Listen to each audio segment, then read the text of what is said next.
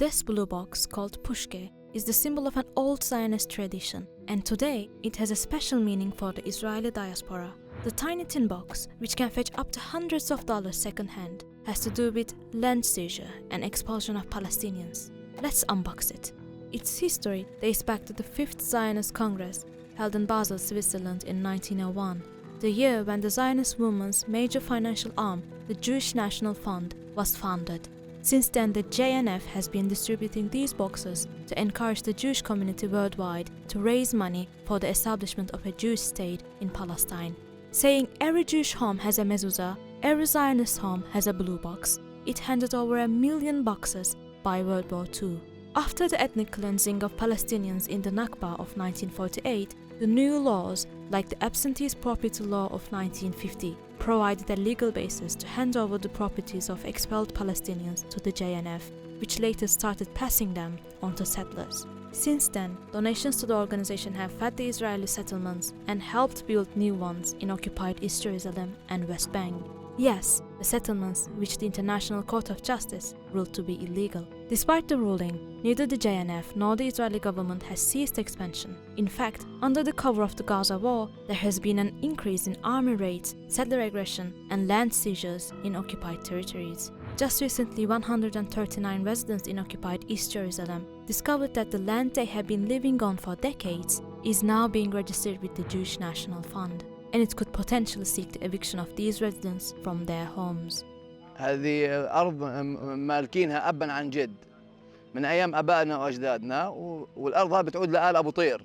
إلنا ابن عم اللي هو صاحب الأرض اللي احنا فيها اليوم، قام بمسح الأرض عشان يصدر رخصة بناء من قبل بلدية القدس، وبعد تقريبا 70 يوم اتصل فيه المحامي اللي هو أحمد صفدي وحكى له إنه هذه الأرض أنت غير مالكها، المالك الأرض هذه اللي هي ككال كيرن كيمت.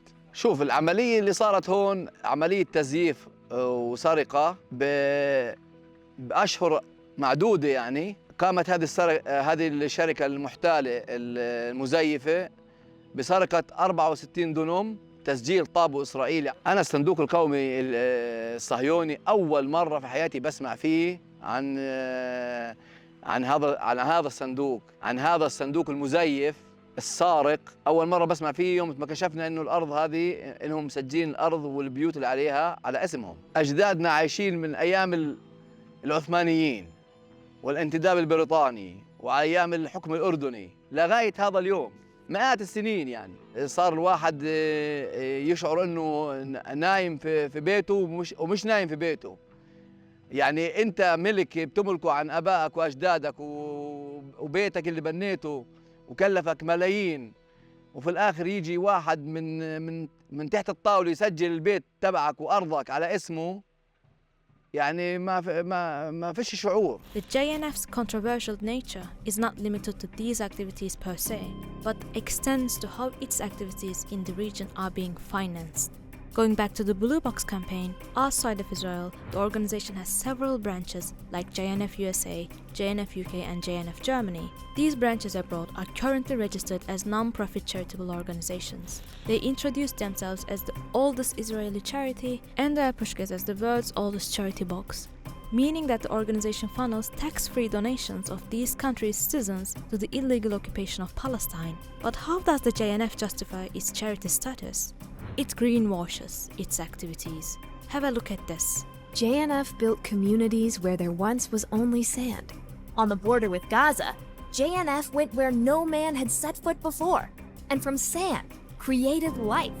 Jewish National Fund proudly says that it planted millions of trees across the region.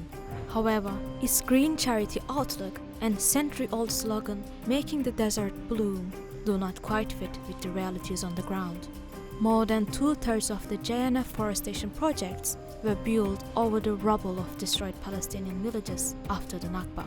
to conceal past atrocities and prevent the return of refugees. Human rights organizations and activists have long condemned the organization, demanding Western governments revoke its charity status. Mounting pressure has started to bear fruit, leading JNF Canada to lose its charity status in 2024.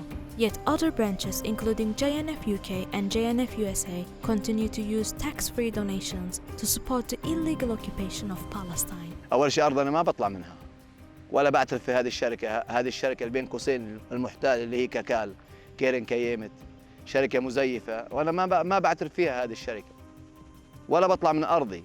أنا من أرضي ما بطلع إلا على قبري. أنا بوجه رسالة للصندوق القومي اللي هو كاكال كيرن كيمت، أنتم ما إلكم عندنا إشي هون، هذه أرضنا، أرض آبائنا وأجدادنا، وجميع العملية اللي صارت، السرقة اللي صارت هذه إحنا مش معترفين فيها ولا معترفين فيكم ولا معترفين في هذا الصندوق أصلاً.